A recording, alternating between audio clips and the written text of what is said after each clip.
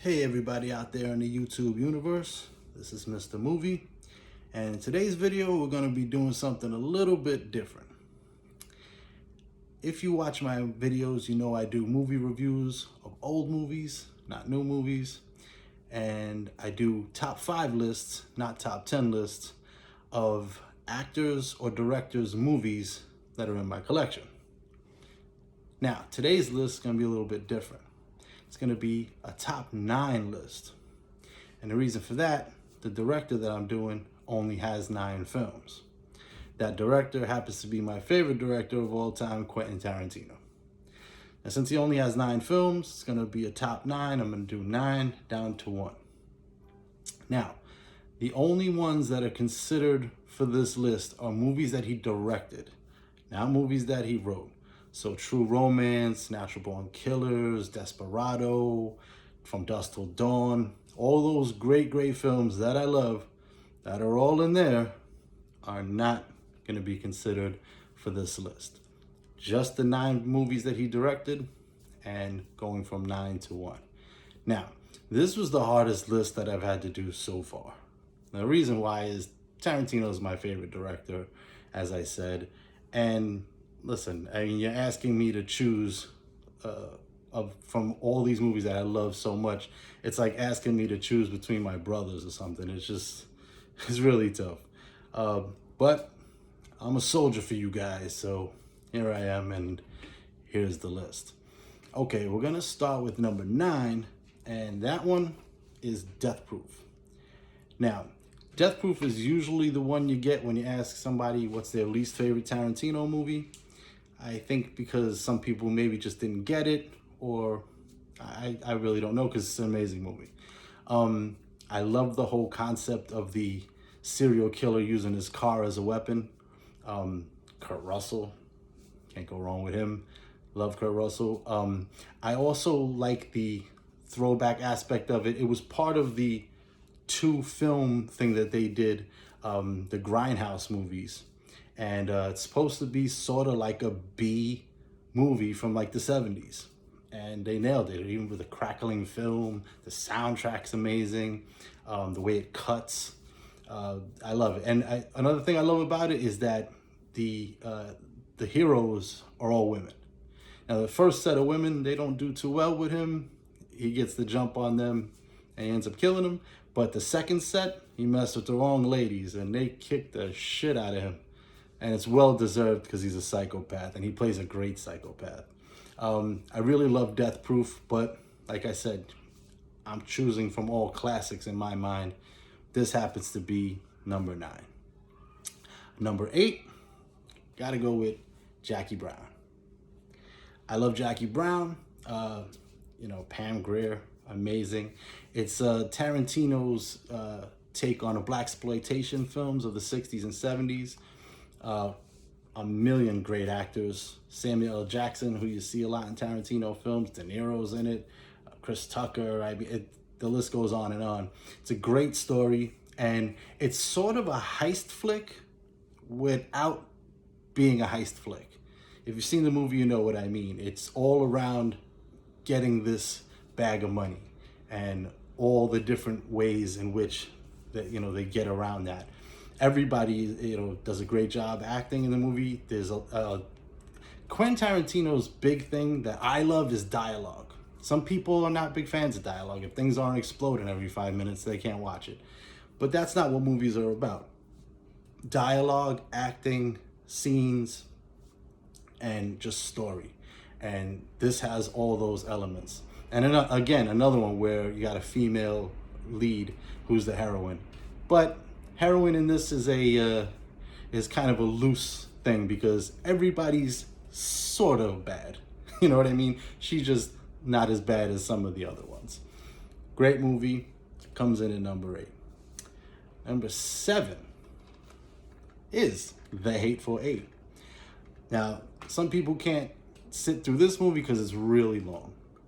But if you can, and you're into dialogue again, that's another big thing with this movie.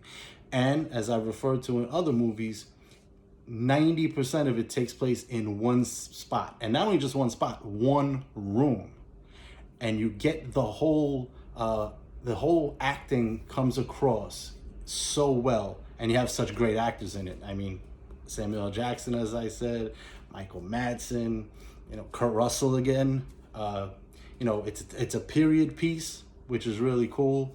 I mean, the look of everybody, the costumes, the direction. It's just a really well made film. And what I really like about it, it's historical, which Tarantino does a lot. He messes around with the history, but set in a certain period. And what I always describe this movie as, it's a Tarantino version of the game Clue.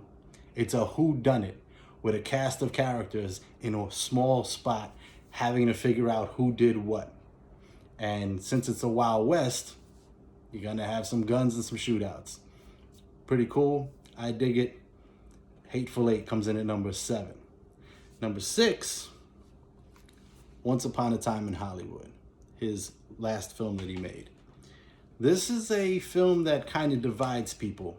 And I think the reason is some people just don't get it. They don't understand why this movie is so good. Now, this movie is specifically made for me, I think, because I'm such a movie nut, as you can see. And as you can see behind me, the movies, you can see that I do movies and video. I'm a movie nut. And this movie is about movies. The making of movies. It's about Hollywood in the 60s, and another time period piece. The sets are great. They go all around Hollywood, and they even incorporate the Manson murders in there, but not really. It's kind of like off to the side, and it's Brad Pitt and Leonardo DiCaprio, two of my favorite actors, at their best, playing off each other, getting deep into the roles, and the dialogue is great. There's so many great scenes. The Bruce Lee thing. I mean, they really go with everything that's going. And during the whole thing, on the radio, you hear songs from the period, commercials from the period when they're watching TV.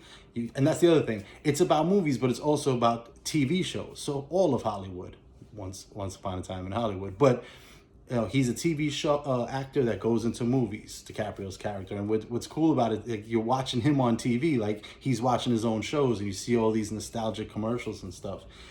Acting is phenomenal, great cast of characters. And, some people think it's boring.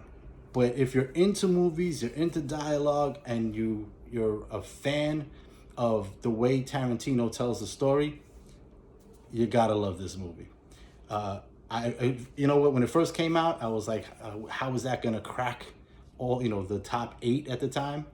And it moved up pretty far in a short period of time, and it might move up some more. You never know. So Once Upon a Time in Hollywood comes in at number 6. Number 5, in the top 5 now, is The Originator, Reservoir Dogs. Great cast. Great soundtrack too. That's another thing with Tarantino. Killer soundtracks in every movie. Just straight killer soundtracks. Oh my God, the people in this movie, every actor, phenomenal. I mean, Harvey Keitel, Michael Madsen, just all great characters. And another time, I've mentioned this a lot of times before, another movie where 90% of it is set in one spot, and again, in one room. So the acting comes through, you feel it. You feel like you're in that room and experiencing all of this stuff. And the actors really get to shine like that when it's like almost a play setting. So you have nothing to work with but just the four walls around you and the actors and their skill and the script. And it's just, oh my goodness, and you know what else? Quentin Tarantino gets a lot of, all his movies are bloody or whatever. It started with this movie. And if you watch it, there's barely any blood. I mean, one guy is bleeding really badly, but there's not a lot of shooting or violence, or it's all inferred. And that's the genius of Tarantino. He makes you picture all of this stuff, but he doesn't show you. And it's just, the story is just great. I mean, like I said, there's so many people in that movie, and it's just an amazing movie, and it started it all. Low budget, Harvey Keitel came in, gave him a little bread because he believed in the script, and from that popped the whole Tarantino universe. So Reservoir Dogs comes in at number 5. Number 4, I count as one movie, Kill Bill 1 and 2, because it's not a sequel. It's one long movie. It's just he had to break it up so you wouldn't be in the theater for 5 hours. Now, another female lead. See, he doesn't get enough credit for that. You know what I mean? It's amazing to me that, people don't give him credit for a lot of the stuff he did and, innovations that he made. Now, this movie, I mean, it's just a revenge flick. And on top of that, it's Kung Fu. I love Kung Fu. And it's got a lot of great actors from Kung Fu movies in it. Sonny Chiba, all these, Gordon Liu, all of these guys from the old Kung Fu movies we grew up with playing different characters in it. And then his usual great cast. All the people in it are just phenomenal. Uma Thurman, just complete badass, and all of the characters are badass, but she's the baddest ass. And the choreography is crazy. The soundtrack is amazing. And then the score is done by the RZA from Wu-Tang Clan, my favorite hip hop group of all time. So I was in heaven when that happened. It was just, it's from 1 to 2, you can't pick. It's one long story, and it's just a revenge story with great action and just if you love Kung Fu, you'll love this movie. If you don't love Kung Fu, you'll still love this movie because the action, and there's so many quotable lines, the scenes are great, and character development, you get into the whole mythology of that world with the, Viper Assassin Squad. Totally cool movie. I can't say enough about it. Kill Bill comes in at number 4. Now, top 3. Number 3, I gotta go with Inglourious Basterds. Oh, I love this film. One of my favorite actors, Brad Pitt. All the actors are great in it. And I love, this is another thing, I love the fact that he does historical pieces, but he messes with the history a little bit. And he kind of rights some wrongs. I'll get to that in a second. But I love it. You got the Aldo the Apache. He's a down home Tennessee guy, but he's got some, as he says, some engine in him. So he says, we're gonna do it like an American Indian force, and they just a group of Jewish American soldiers just whacking out Nazis. And there's nothing better in the world than whacking out Nazis. So many great lines in this movie, so many great scenes. The opening scene, when the Jew hunter character is talking to the French guy sitting in their house trying to find the Jews that he's hiding, is so intense. And another example of just the script and the actors in one room doing it up. I mean, it's so intense, such a great I can't even describe to you how hard it is to write something like that and then have it acted out in that way. Christoph Waltz is unbelievable. I mean, he steals the movie. And, it was the first time I was introduced to him, and I was like, wow, that guy's amazing. And like I said, I don't like subtitles. I don't mind it in this movie because they do it in a way where it's not distracting. And, it's just so well done. And it's such a great story. It's such great scenes, separate scenes, like the bar scene in the basement. And, the character actors are it's just such a great movie. It's such a great story. And I could watch it over and over again and never get tired of it. So Inglourious Basterds comes in at number 3. Number 2, Django Unchained. Oh my goodness. Shoot 'em up, Wild West. Jamie Foxx kills it. Christoph Waltz kills it. The combination of those two playing off each other, amazing. There's a lot of great actors in this movie, and this one deserves the blood tag that Tarantino gets all the time. And you know what? That's fine with me. And then you throw in Leonardo DiCaprio, who, I mean, he hated playing this role because he's such a just disgusting character. but he just nails it from beginning to end. And then there's an even more disgusting character, probably, or just as bad, in Samuel L. Jackson. Oh my God. The characters in this movie, the writing in this movie, top notch. All the action is great. And what I was talking about in Inglourious Bastard, I'm going to talk about in here with the righting of the wrongs thing. Tarantino does not get enough credit for this. What you say, people are saying he's exploiting the Jews in World War II and the Holocaust in this movie. No, he's not. What happens in the movie? Who's the heroes? The Jews. They end up changing history. They kill all the Nazis. They blow them up in a theater. They kill Adolf Hitler. They win. You know what I mean? He changed history for the better. This is the way it should have been. Same thing in Django Unchained. It's the exploiting slavery and, the Black Holocaust. And, slavery is not supposed to be a spaghetti Western. Who wins? The slave. He's a badass bounty hunter.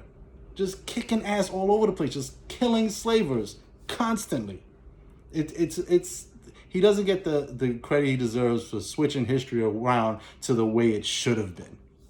And the action is just bananas, and there's so many quotable lines. And Jamie Foxx, oh man, he's amazing as Django. And like I said, him and Christoph Waltz, just being bounty hunters and going after slave masters. And the bad guys, the slave guys, do a great job in being vile and being disgusting. You hate their guts. So when they get theirs, you just stand up and clap. Amazing movie. I love it. One of my favorite movies. Django Unchained at number 2. And number 1, you gotta do it. Pulp Fiction. What could be said? It's almost the perfect movie. Now, I remember actually the first time I saw this movie, I didn't like it. I was not sober, shall we say. And, because Tarantino likes to jump around in time frames. Something with flashbacks, something that happened in the beginning ties back to the end. And so if you had a couple, it's hard to follow the first time you see it. I'm like, what is this? And I loved Reservoir Dogs. I'm like, what is this guy doing with this second film? But then when I saw it clear-eyed, I was like, wow, I was blown away, because the narrative is amazing. The acting, he's bringing back John Travolta from the dead. His career was gone. Bring him back, make him back into a big star. All the Uma Thurman, Samuel L. Jackson. There's so many great actors, so many great scenes. It's quotable up and down. You never get bored of it. It's nostalgic. It's, the sets are so vivid and great and memorable. And the soundtrack, again, is just stupendous. It's such a great movie from beginning to end. So many good scenes, good action without it having to be your typical action. Shoot 'em up, jumping off of cars, and, helicopters and planes and explosions. No. For instance, the scene where they revive Uma Thurman. It's so intense. The action is crazy. They're all frantic, running around trying to save her, and they end up giving her the injection of adrenaline. She wakes up, and you're like, you're tired after it because you're going through it. There's so much like that. And one of the most quotable movies of all time, Royale with Cheese. It's just from beginning to end. Such a great movie. My favorite Quentin Tarantino movie, probably in my top 10 of all time. I love this movie just like I love all the rest of them. It was hard for me to put them in any kind of order, but as I said, I soldiered on and I did it for you guys. So that's the top 9 in order Quentin Tarantino movies that are in my collection. And since he's my favorite director, of course they're all in my collection. That being said, if you dig this list and the other lists I make, or if you like the movie reviews, more coming soon, subscribe, hit that notification bell so when I do new ones, you get alerted. Like the video, comment in the bottom if you have a different order. If you love Tarantino, you don't like him, you like some, whatever you want to say. And if you do like the content, Share it with your other movie nut friends. If they're Tarantino fans as well, say, hey, do you agree with this guy's top 9? See what they say. That being said, this is Mr. Movie signing off, and I'll see you again next time at the Flicks.